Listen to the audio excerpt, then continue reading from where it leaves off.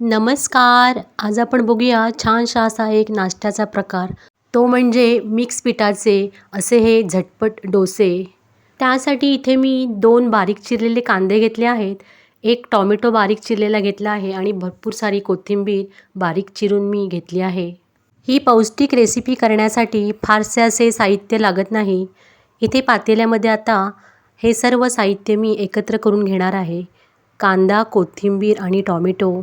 Recipe अगदी खूप tip आणि ट्रिकसह सांगितली आहे, त्यामुळे रेसिपी स्किप न करता संपूर्ण पहा आणि अजून जर का चॅनलला सबस्क्राईब केलं नसेल तर सबस्क्राईब पण नक्की करा. आता या मिश्रणामध्ये सर्व मसाले मिक्स करूया. चवीनुसार मीठ घालायचे आहे, पाव चमचा हळद घालायची आहे आणि अर्धा चमचा ओवा घालायचा आहे. 1 चमचा कांदा लसूण मसाला आणि पाव चमचा काश्मीरी लाल मिरचीसुद्धा घातली आहे. आता इथे मी 1 वाटी भाजणीचे पीठ घेतले आहे. जे आपण दिवाळीमध्ये चकलीसाठी करतो त्याच भाजणीपासून आज आपण डोसे मस्त असे करणार आहोत.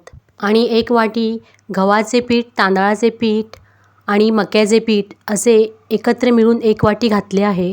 तुमच्याकडे जर का यापैकी एखादे पीठ नसले तरीसुद्धा चालू शकते. आता हे सर्व साहित्य चमच्याने छान असे एकत्र करून घ्यायचे आहे आणि त्यामध्ये लागेल तसे थोडे थोडे गरम पाणी घालायचे आहे.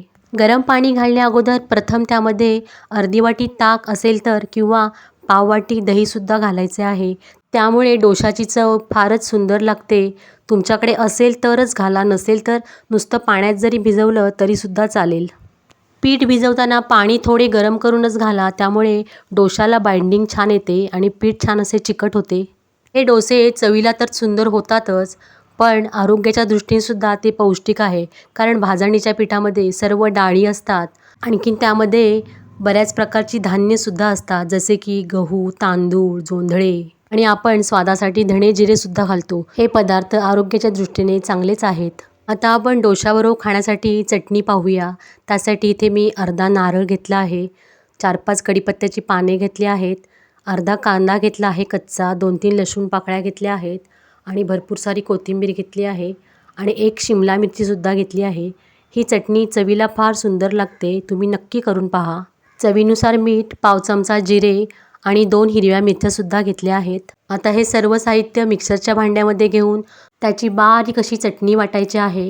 हे पहा, मिक्सरच्या भांड्यामध्ये खोबरं आणि इतर साहित्यसुद्धा घातले आहे. कांदा, कढीपत्ता, मिरची, मीठ हे सर्व साहित्य घालून घेतले आहे आणि त्यामध्ये हिरवी मिरचीसुद्धा घातली आहे.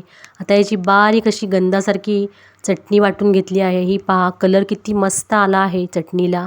या चटणीला फोडणी नाही दिली तरी चालते, ती चवीला एकदम सुंदरच लागते. आता आपण डोसे कसे करायचे ते पाहू. त्यासाठी इथे मी गॅसवर भिडे ठेवले आहे. तुम्ही नॉनस्टिक तवा घेतलात तरीसुद्धा चालेल आणि त्याला थोडेसे तेल लावले आहे. माझ्या रेसिपी जर का तुम्हाला आवडत असतील तर रेसिपीला एक लाईक नक्की करा. आता इथे भिडे छान तापले आहे. आता त्यावर आपण डोसा कसा सोडायचा ते पाहू. हे पहा, साईडने आधी ओतायचे आहे मिश्रण आणि मग मध्यभागी ओतायचे आहे. हे मिश्रण करताना जास्त पातळ पण करायचे नाही आणि फार घट्ट पण करायचे नाही, मध्यम करायचे. आता गॅस बारीक करून त्यावर झाकण ठेवायचे आहे आणि अर्धा मिनिटे झाकण तसेच ठेवायचे आहे आणि अर्ध्या मिनिटानंतर डोशाला अशी छान अशी वाफ येईल.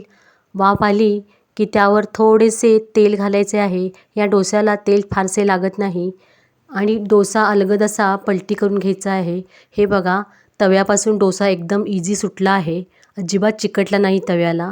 आता हा डोसा आलटी पलटी करून छान असा कुरकुरीत होईपर्यंत भाजून घ्यायचा आहे. हे पहा, किती मस्त डोसा दिसत आहे. हा डोसा तव्यावर तुम्ही जितका वेळ भाजाल अगदी कुरकुरीत होईपर्यंत बारीक गॅसवर, तेवढा तो कुरकुरीत होतो. आणि जर मऊ हवा असेल तर तुम्ही थोडा वेळ भाजला तरीसुद्धा चालेल. हे पहा, इथे माझा 1 डोसा करूनसुद्धा झाला आहे.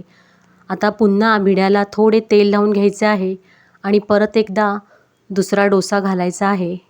हे पहा, मिश्रण अगदी साईडने आधी ओतायचे आहे आणि मग मध्यभागी ओतायचे आहे आणि छान आता त्यावर झाकण ठेवून अर्धा मिनिट बारीक गॅसवर त्याला वाफ येऊ द्यायची आहे. हे पहा, अर्ध्या मिनिटानंतर मी झाकण काढले आहे आणि डोशाला छान अशी वाफ आली आहे.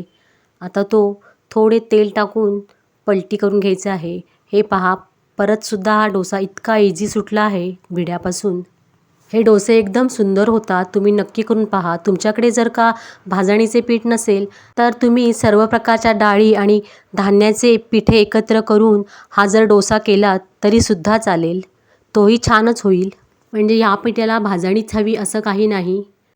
रेसिपी आवडली असेल तर रेसिपीला एक लाईक नक्की करा आणि चॅनलवर नवीन असाल तर चॅनलला सबस्क्राईबसुद्धा करा आणि बाजूला दिलेल्या बेल आयकॉनवर क्लिक करा म्हणजे येणाऱ्या व्हिडिओची नोटिफिकेशन तुम्हाला सगळ्यात अगोदर मिळेल.